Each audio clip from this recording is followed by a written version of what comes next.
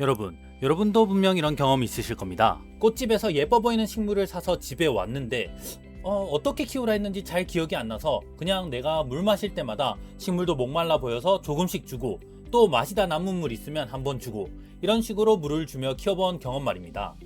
나름대로 신경 쓴다고 자주 들여다보고 뭔가 잎이 처진 것 같을 때 물을 주기도 하고요. 금지오겹 이렇게 키우고 있었는데 어느 날부터 잎이 노랗게 변하고 줄기는 힘을 잃기 시작합니다. 아니 나름대로 예뻐해주고 신경 써줬는데 왜 죽는 거야? 저도 처음에는 이게 너무 억울했습니다. 반대로 주변을 보면 물도 그냥 생각날 때 대충 주는 것 같은 사람의 식물은 오히려 잎이 더 싱싱하고 꽃도 훨씬 잘 피더라고요. 저는 생각했습니다. 도대체 무엇이 다를까? 저는 오랫동안 그 이유를 몰랐습니다. 그렇게 식물 킬러라는 오명을 얻고 그 오명을 벗기 위해 이것저것 찾아보기 시작했어요. 그러다 원예학 자료와 실제 재배 농가들의 관리법을 찾아보기 시작했고 그 과정에서 제가 무언가 크게 착각하고 있다는 사실을 알게 되었습니다. 식물을 죽이는 건 물을 많이 줘서가 아니고 물을 주는 방식을 잘못 이해하고 있었기 때문이었습니다. 식집사 사이에선 이런 말이 있습니다. 식물은 물 주기만 3년이다. 하지만 오늘 이 원리만 이해하시면 앞으로는 물을 줄 때마다 식물을 죽이는 실수를 크게 줄일 수 있을 겁니다. 그리고 많은 사람들이 평생 모르고 지나가는 물주기의 과학적인 원리와 식물마다 물을 다르게 줘야 하는 이유까지 3년이 아니라 3분 만에 쉽게 알려드리겠습니다. 우리는 흔히 과습이라고 하면 물을 너무 많이 준 상태를 떠올립니다. 저 역시 그렇게 생각했습니다. 그래서 과습이 무서워서 물을 조금씩 자주 주기 시작했습니다. 그런데 놀랍게도 이게 더 위험했습니다. 과습은 물의 양이 아니라 뿌리가 얼마나 오랫동안 물에 젖어 있는지가 문제였습니다. 예를 들어 우리가 샤워를 할 때에는 수십 리터의 물을 몸에 끼얹어도 피부가 무르거나 썩지 않습니다. 하지만 젖은 양말을 하루 종일 신고 있으면 피부가 금세 짓무르죠. 물의 양은 훨씬 적은데도 말입니다. 식물도 정확히 같은 원리입니다. 한번 흠뻑 주는 것은 큰 문제가 되지 않습니다. 오히려 매일 조금씩 물을 주면 흙이 마를 시간이 없어서 뿌리가 하루 종일 축축한 환경에 갇히게 됩니다. 여기서 여러분들이 알아야 하는 사실이 하나 있습니다. 일반적으로 우리는 단순히 식물의 뿌리는 물을 빨아들이는 기관이라고 생각합니다. 하지만 아닙니다. 뿌리는 마치 사람의 폐처럼 끊임없이 산소를 소비하며 호흡하는 기관입니다. 여러분들이 아는 광합성은 잎에서 이루어지지만 뿌리는 산소를 이용해 흙 속의 양분을 흡수할 에너지를 만들어냅니다. 그런데 산소는요, 공기에서는 굉장히 빠르게 이동하지만 물속에서는 이동 속도가 극단적으로 느려집니다. 흙이 계속 물로 가득 차 있으면 뿌리는 필요한 산소를 공급받지 못하게 됩니다. 실제 식물 생리학 연구에서는 산소가 부족해진 뿌리가 하루만 지나도 정상적인 호흡을 포기하고 비상 생존 모드인 무산소 호흡을 시작한다고 알려져 있습니다. 문제는 이 과정에서 에탄올과 같은 독성 물질이 만들어지고 세포가 손상되면서 뿌리가 검게 썩기 시작한다는 것입니다. 우리가 흔히 과습이라고 부르는 현상의 진짜 정체는 단순히 물이 많은 것이 아니라 뿌리의 저산소증인 셈입니다. 그렇다면 왜 대부분의 전문가들은 물을 화분 밑으로 흘러나올 때까지 흠뻑 주라고 말하는 걸까요?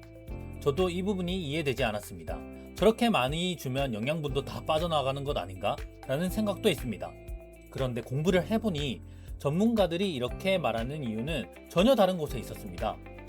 물을 흠뻑 주는 가장 큰 목적은 식물에게 영양분이나 물을 먹이는 것이 아니라 화분 속 공기를 통째로 교체하는 데 있었습니다. 주사기 피스톤을 끝까지 누르면 안에 있던 공기가 밀려나가고 다시 당기면 새로운 공기가 들어오죠. 화분도 거의 같은 현상이 일어납니다. 물이 위에서 아래로 내려가면서 흙 속에 고여있던 이산화탄소와 노폐물가스를 밖으로 밀어내고 물이 빠져나간 자리에는 새로운 산소가 빨려 들어옵니다. 토양학에서는 이러한 현상을 토양의 환기 효과로 설명합니다. 즉, 흠뻑 물을 주는 행위는 뿌리를 익사시키는 행동이 아니라 오히려 뿌리가 숨 쉴 수 있도록 도와주는 일종의 대청소였던 것입니다. 하지만 여기서 또 다른 의문이 생깁니다. 그래서 물을 이렇게 많이 흘려보내면 흙 속의 영양분도 함께 씻겨 내려가는 것 아닐까? 일부는 맞습니다. 실제로 질소나 칼륨처럼 물에 잘 녹는 영양소는 일정 부분 빠져나갑니다. 그런데 물을 조금씩만 주는 것이 오히려 더 큰 문제를 만듭니다. 물은 증발하지만 비료 성분과 수돗물 속 미네랄은 흙 속에 그대로 남기 때문입니다. 시간이 지나면 흙 속의 염분 농도가 점점 높아지고 결국 뿌리는 물을 흡수하지 못하는 상태가 됩니다. 중학교 때 과학 시간에 배운 삼투압 현상 때문입니다. 흙의 농도가 뿌리보다 높아지면 뿌리는 물을 빨아들이는 것이 아니라 오히려 자신의 수분을 흙으로 빼앗기게 됩니다. 그래서 분명 물을 주는데도 식물이 시들고 잎끝이 타들어가는 현상이 생기는 것입니다. 화분 가장자리나 토분 겉면에 하얀 가루가 생긴다면 대부분 염류가 쌓여 있다는 신호입니다. 그래서 전문 재배 농가들은 물을 시원하게 흘려보내고 염류를 씻어내고 부족한 영양은 한 번에 녹지 않는 완효성 비료를 이용하거나 다른 것을 이용해서 조금씩 꾸준히 공급합니다. 물과 영양을 따로 관리하는 것이 가장 안전한 방법인 것입니다. 사실 지금까지 말씀드린 내용은 모든 식물에게 공통적으로 적용되는 기본 원칙일 뿐입니다. 하지만 식물마다 고양이 다르기 때문에 물을 좋아하는 방식도 전혀 다릅니다. 몬스테라나 스킨답서스 같은 관엽 식물들, 잎이 넓은 식물들, 이 식물들은 흙이 적당히 마르면 흠뻑 주는 것이 가장 건강합니다. 반면 선인장이나 다육식물은 사막에서 살아온 식물이라 흙 전체가 완전히 마른 뒤에 물을 주어야 오히려 튼튼하게 자랍니다. 또 수국이나 장미처럼 꽃을 피우는 식물은 꽃이 피는 시기와 수명기, 즉 쉬는 시기에 물 주기가 서로 다릅니다. 개화기에는 충분한 물이 필요하기 때문에 겉흙이 마르면 물을 주지만 꽃이 진 뒤에는 물은 약간 줄여 적당한 스트레스를 주는 것이 다음 꽃눈을 만드는 데 도움이 됩니다. 결국 물주기의 정답은 어느 하나 정해진 객관식이라기보다는 식물의 원산지나 생육 특성을 이해해야 하는 주관식에 가깝다는 것입니다.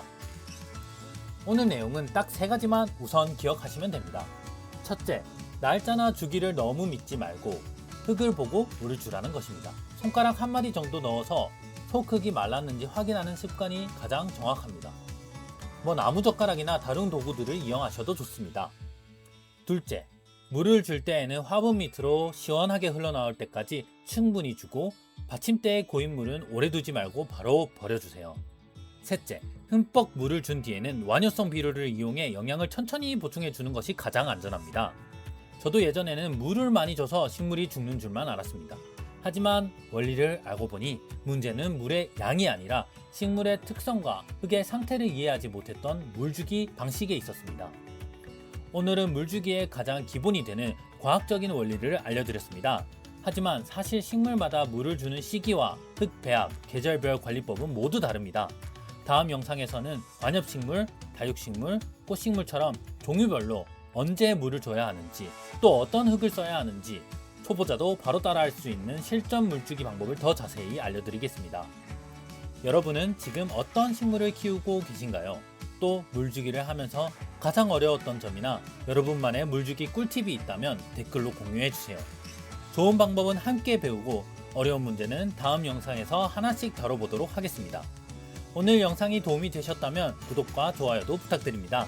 여러분의 식물이 오래도록 건강하게 자랄 수 있도록 앞으로도 쉽고 그렇지만 가장 과학적인 식물 관리 이야기를 계속 전해드리도록 하겠습니다. 감사합니다.